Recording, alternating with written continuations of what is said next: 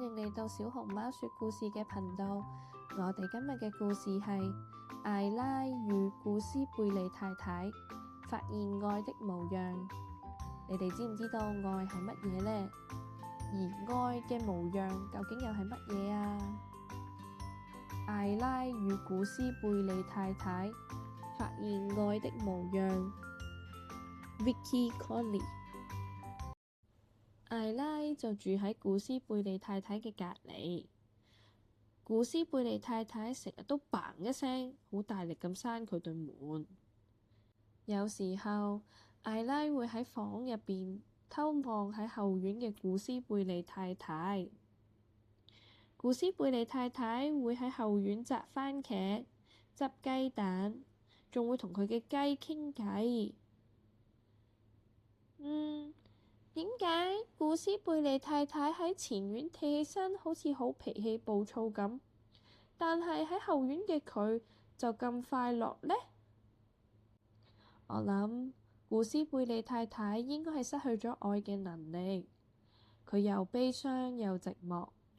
艾拉嘅媽媽咁樣回答。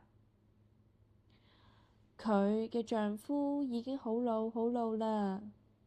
而家佢想擁有嘅只係佢種嘅蔬菜同佢養嘅雞。艾拉冇諗過有一日人係會失去愛嘅能力，不過佢認為就算冇咗，應該都可以揾得返嘅。就喺嗰日嘅下晝，艾拉喺度幫緊媽媽整點心。愛究竟係咩樣㗎？艾拉問媽媽。媽媽嘅面上面沾咗啲麵粉，個鼻都係啊。佢好溫暖，就好似啱啱焗好嘅派一樣。艾拉嘅媽媽繼續講，佢可以由內到外都令你感覺到溫暖。放咗學之後，艾拉留低幫手。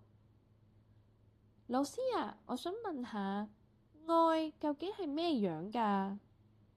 老師嘅頭髮上面閃爍住發亮嘅金粉，衣服上面都黐咗啲顏料啊！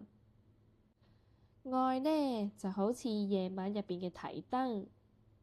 艾拉嘅老師繼續講，係咁耀眼又明亮。上完舞蹈課，艾拉等到大家都離開啦，教室就得返佢同老師。老師，我想問下，究竟愛係乜嘢樣㗎？舞蹈老師正喺度伸展緊佢嘅手臂，而另一隻腳呢就抬高咗喺空中。佢就好似一隻小鳥。舞蹈老師繼續講，佢可以令到你歌唱，同擁有一對翅膀。嗰日夜晚，艾拉拉住一條羊毛毛線，逗緊嫲嫲嘅貓玩。嫲嫲，我想問下，愛究竟係咩樣㗎？寶貝，愛呢就好似一個夢，有住溫暖大手同柔軟面頰嘅嫲嫲咁講。佢係一個由早到晚都甜蜜嘅夢啊！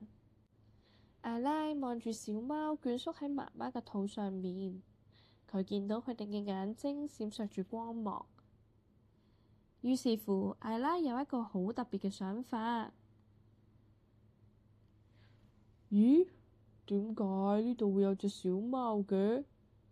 古斯貝利太太打開門嘅時候，發現到有隻小貓喺佢個門前。佢抬起頭望一望，目光都沿住街道望咗一下。艾拉踎低咗喺圍欄隔離，佢可以聽到古斯貝利太太細細聲咁同小貓傾偈，然後艾拉就聽到細細聲嘅聲音，同埋好細力閂門嘅咔嗒聲。第二日，艾拉喺佢嘅窗偷偷地望過去，小貓嘅小手拍打住成熟嘅番茄，而古斯貝利太太呢，嘴入面就哼唱緊歌。今日嘅古斯貝利太太眼睛入邊閃爍住光芒，你睇下，佢喺廚房入面一邊唱歌一邊跳舞啊！艾拉嘅媽媽咁樣講。接住落嚟嘅一個星期，艾拉都見到古斯貝利太太前所未有嘅轉變。艾拉甚至覺得古斯貝利太太而家都好鍾意留喺前院啦，就好似佢好鍾意喺後院一樣。睇嚟古斯貝利太太又揾到愛啦！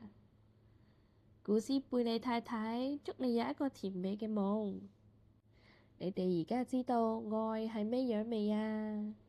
愛就好似太陽咁溫暖，亦都好似星星咁閃爍，亦都可以令到你振翅高飛，令人感到快樂。你都可以同你身邊嘅人表達你嘅愛意。